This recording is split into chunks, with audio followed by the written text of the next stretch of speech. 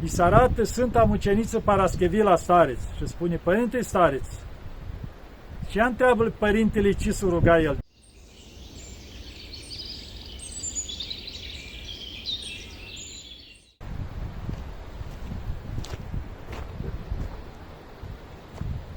Iată, dragii mei, că ne vedem iarăși, ca să continuăm ce am început.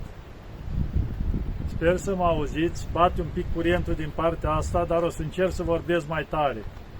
Știți, am venit aici exact la locul despre care vă vorbesc. Vedeți în imagine, e mănăstirea Sfântul Pavel, de care aparținem noi Schitul Lacu, și unde, după cum am spus și data trecută, am viețuit 2 ani și voi continua din câte mă amintesc eu de aici, din Sfântul Pavel, din perioada care am trăit aici, după câte v-am povestit data trecută, acum continui cu următoarele. Da, deci după cum v-am spus, primul an l-am făcut la trapeză și v-am povestit după cum decurgea viața acolo. Al 2-lea an, bătrânul cu care am făcut o ascultare, Părintele Antonie, pentru că ne-am înțeles bine, așa, deci el făcând parte din Consiliul Mănăstirii, bineînțeles, o insistat acolo să mă dea tot în ascultare cu el al 2-lea an. Și bineînțeles la Arhondaric. Al 2-lea an am făcut ascultarea la Arhondaric. Acolo m-a ajutat să mai învăț mai multe lucruri. Ce ține și în privința asta a învățat greacă mai bine, că acolo s-a schimbat, cum se zice, învățam paturi, cerșafuri, vineau oameni, trebuia să-i cazez, să fac curat. Era, deci, ascultare din toate. Făceam curat în camere, măturam, spălam pe jos, schimbam cerșafuri. Cerșafurile aveam 2 mașini de spălat din alea mari, nu mai știu, la vreo 20 de kilograme, unde băgam la spălat, le scoteam de acolo, le întindeam prin balcoane, deci făceam tot ce era de făcut. Aveam 4 băi care trebuia spălate zilnic, făcut curat totul, că na, să aibă oamenii curat care vineau. Și asta era ascultarea, 1 an de zile. Și bineînțeles, oamenii când vineau, aveam un salon unde îi primeam pe toți și îi serveam un pahar de apă, o bucățică de, aici se zice lucum, deci de rahat, și, dacă nu era zi de post, un pahar de uzo. Deci asta îi serveam pe toți care vineam și era primiți aici în mănăstire. Deci cam în jur la așa ceva se învârtea ascultarea mea, aici în Sfântul Pavel. Și după cum vă spuneam și în biserică, era lupta cu somnul, cum am spus și data trecută. Și bineînțeles, în al 2-lea an îmi dăduse starețul și altă ascultare în biserică, ca să răspund la ecteniile mici, care erau alea scurte, cu Doamne miluiește, sau când se citea la catismile astea, se zicea slavă Tatălui, trebuia să continui, și acum și pururea și aliluia. Deci era de 3 ori, asta trebuia să răspundem în biserică. Și bineînțeles, somnul mare, la timpul cealaltă. Așa am mai încercat eu un lucru. Vreau să mă lupt cu somnul ăsta, să spunem, poate un pic omenește, că nu mai scoteam la capăt. Și odată am exagerat un pic și am încercat să nu dorm câteva zile. Deci luptă. Nu dormeam nici în biserică, nici la chilie. Încercam să stau numai în picioare. Mă țineam strâns de strană. Bineînțeles, trebuia să răspund la strană. Uneori, adică mi se rupea filmul. Cât țineam eu strâns așa, nu mai auzeam. Și l-auzeam pe starețul cum zicea în locul meu. Și atunci repede îmi reveneam.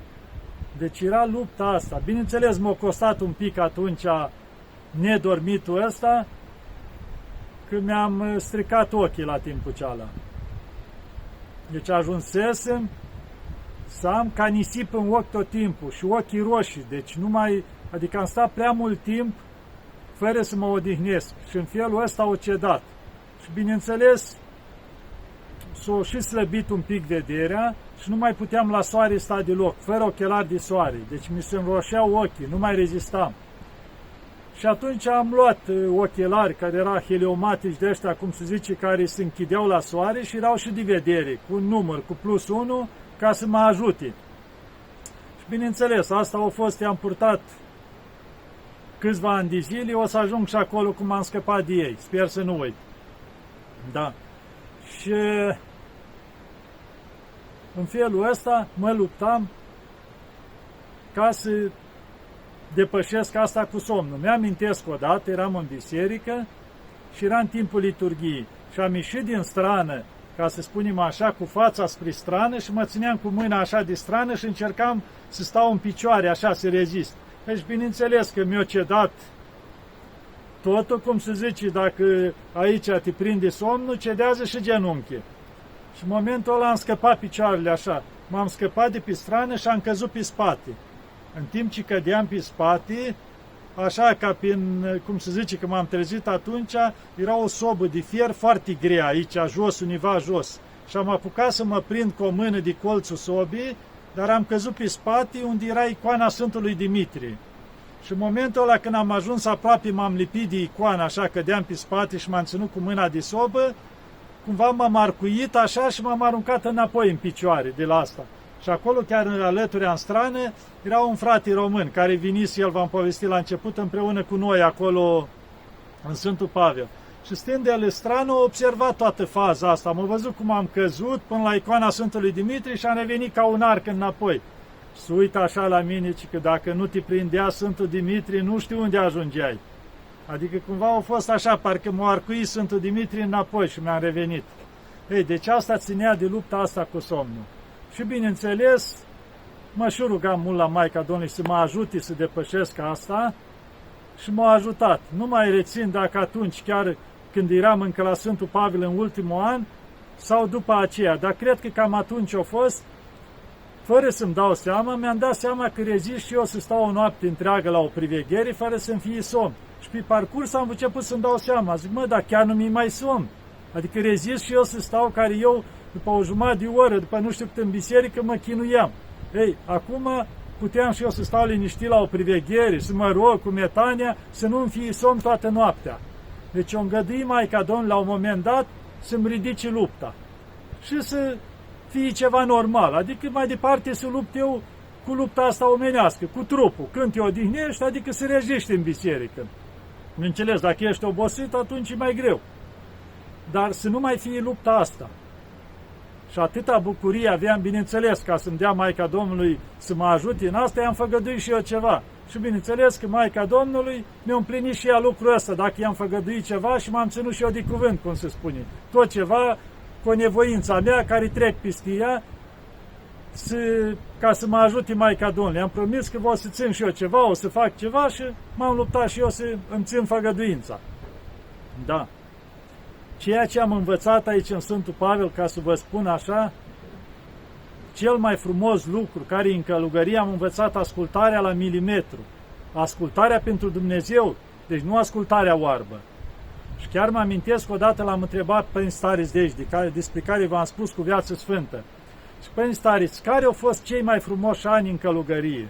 Și știți ce mi-au răspuns? Zice, cei în care am fost sub ascultare, au fost cei mai frumoși ani, cele mai mari bucurii. Nu că acum, de când sunt stariț, n-aș avea bucurii sau nu-i frumos, dar sunt și griji mai multe. Pe când atunci nu aveam nicio grijă, făceam ascultare ce mi se spunea și zice, trăiam permanent o bucurie. Nu conta cât era de grea ascultarea, zice, o făceam cu drag. Ei, și lucrul ăsta, zice, m-a ajutat să merg mai departe foarte ușor. Și aici să intru un pic ce înseamnă ascultarea asta. Și pentru că știu că mă urmăresc și mulți călugări, mulți maici, așa, din tot cadrul ăsta monahal, ce înseamnă ascultarea? Ascultarea folositoare este care o facem cu dragoste. Că dacă o facem, cum i-au zis starțul, trebuie să o fac și cârtesc, e robie, nu-i mai ascultare. Deci noi tot ce facem, trebuie să facem cu dragoste. Dar să nu ne alipim de ascultare, să devenim dependenți de ea, adică bolnăvicioși cu ascultarea aceea. Nu, să o facem pentru Dumnezeu, dar liber. Că în momentul în care vine starițul sau starița și spune, măi, gata, de-azi înainte lași ascultarea asta și ai să faci cealaltă. Să nu ne tulburăm, pentru că dacă noi ne alipim de ea, ne facem planuri acolo și intervine schimbarea, ne tulburăm. Că de ce m-a schimbat? Că eu aici nu știu ce făcut, îndresăm sau așa mai departe. Nu. Deci să o facem cu drag pentru Dumnezeu, fără să ne alipim de ea. Și fără să ne umflăm în pene, uite ce grozavi suntem noi. Să o luăm așa, ieși la bucătărie, da? și tu faci mâncare pentru obște, pentru toată lumea care vine. Să nu începi, zici, bă, uite câtă milostenie fac eu, că fac mâncare pentru atâta lume. Nu, tu faci ascultare. Tu, plata ta o să fie pentru ascultarea, dacă o faci cu drag, indiferent și că tu ești la bucătărie sau altul face altceva care nu are contact cu lumea, care nu ajunge la lume. Nu. Tu ascultarea cât de cu drag o faci, aceea, pentru aia ai plată. Când mergi mai departe mâncarea în cadrul ascultării și satură atâția oameni, la fel, sau cei la trapeză, care servesc atâția oameni. Și o să spui și ei, uite câte milostenii fac eu. Nu. Deci tu plata o să iei cu cât faci tu cu drag pentru Dumnezeu ascultarea aceea. Sau să zicem că ești casierul mănăstirii. Și spui, Domnule, deodată să te umfli să spui, uite câți bani am eu, ce bogat sunt. Ai tu ceva? Nu ai nimic. Totul e a mănăstirii. Deci tu ești sub ascultare, faci pentru Dumnezeu. Aceiași bani în mănăstire, care o rânduit Dumnezeu să ajungă acolo pentru folosul mănăstirii. Tu să faci cu ascultare. Sau să zicem, cum mai sunt, alți părinți, să spuși, cum o vedem, la mănăstiri, un părinte cu pomelnicile. Primești pomelnicile cu bani acolo, el nu poți să spui, Domnule, uite ce venit aduc eu mănăstirii, că mi-au dat oameni pomelnici. Nu, tu ai ascultarea aceea. Ca să iei lucrurile astea, să le predai mai departe. Tu să faci ascultarea cu drag. Deci să fim foarte atenți la lucrurile astea, nici să nu ne umflăm în pene că noi suntem grozavi că facem aia, noi o facem pentru Dumnezeu și cu dragoste, pentru obștea aia care suntem acolo, că ne completăm unul pe altul. Și să facem toate cu drag și în momentul când ți se dă o ascultare, trebuie să-ți întrebi pe stariță sau pe stariță. Ce am voie și ce n-am voie în ascultarea asta? Bun, îți la bucătărie. Ce răspundere am eu? Am voie să dau de acolo sau n-am voie? Adică ceea ce faci să fie în cadrul ascultării, la trapeză. Cât ai voie să dai de acolo, poate mai vin săraci, vin unii alții, să fie ceea ce faci sub ascultare, că atunci ai plată, nu pe ascuns.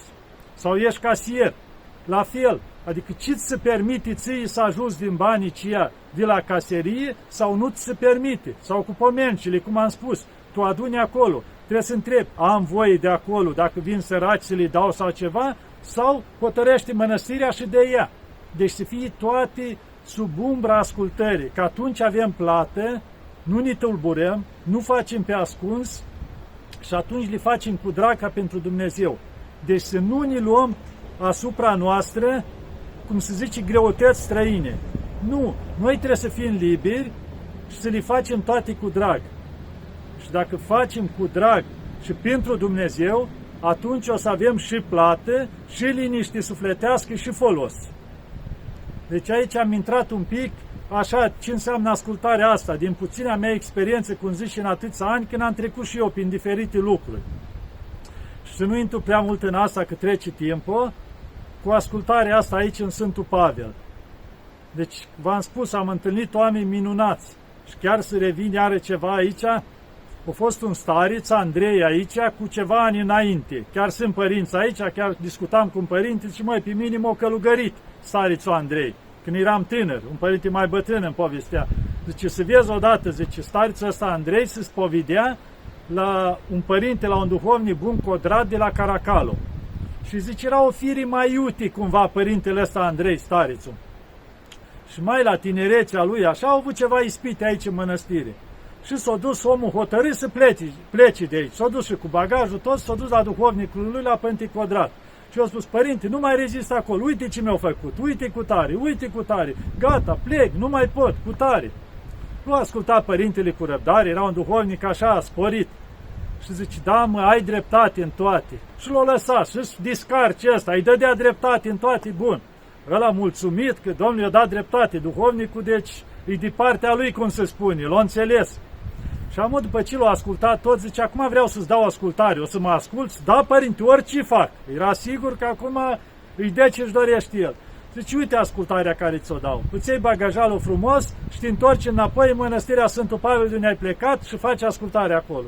Că nu o zis săracul, dar promisese că faci ascultare. Și-o luat traisa și s-a întors înapoi. Ca mai târziu, să vedeți lucrarea, cum zicea Maicii Domnului. A fost trimis cu ascultarea univa la Monoxilite, tot în cadrul Sfântului Munte, aproape de Hilindaru. Avea ca un mic mitoc acolo, mănăstirea Sfântul Pavel, o bucată de pământ. Deci tot în cadrul Sfântului Munte. Și avea grijă de pământul ceala acolo, avea un pic de vie, ce mai avea o măslin și o căsuță cu o bisericuță acolo. Ei, și la un moment dat o coborât la malul mării să adune niște lemni de acolo. Și au văzut o femeie pe o stâncă, îmbrăcată în negru, cu vincios, așa, cu veșminte, și avea 3 cărți, 2 pe genunchi și într-una scria. Și el, când a văzut femeie în altul, s-a dus repede la ea. Femeie, ce cauți aici? De unde ai ajuns aici? Ce s-a întâmplat? Ai naufragiat cumva? Zice, nu. Și atunci ce cauți aici? Păi zice, eu stăpân al locului acestuia. Și cum adică ești stăpân al locului acestuia? Nu înțelegea el. Zice, dar cum ai ajuns aici? Păi zice, eu tot timpul sunt aici. Nu înțelegea. Zice, dar poți să te ajut cu ceva? Nu, nimica. Și dar ce scrie în cărțile alea? Tot a văzut că scria. Zice, într-o carte îi scriu pe cei care vizitează Atosul și pleacă. Într-a doua îi scriu pe cei care stau perioade lungi. 1 an, 2, 10, 20, dar până la urmă tot pleacă. Iar în a treia îi scriu pe cei care își încheie viața aici. Adică stau toată viața și pleacă la Domnul de aici, din Sfântul Munte. Mintea lui nu putea să înțeleagă. Și bine, dacă n-ai nevoie de nimic, și pleacă la chilie. Fiind după amiază, omul a intrat în biserică să facă candele, să facă vecernia, să aprinde candele. Și în momentul ăla, când ajunge la icoana Maicii Domnului și se uită, se trezește ca dintr-un somn. Era același chip cu femeia de acolo. Și-o fugit disculță direct la malul mării, strigând, Maica Domnului, Maica Domnului. Nu-i mera nimeni acolo.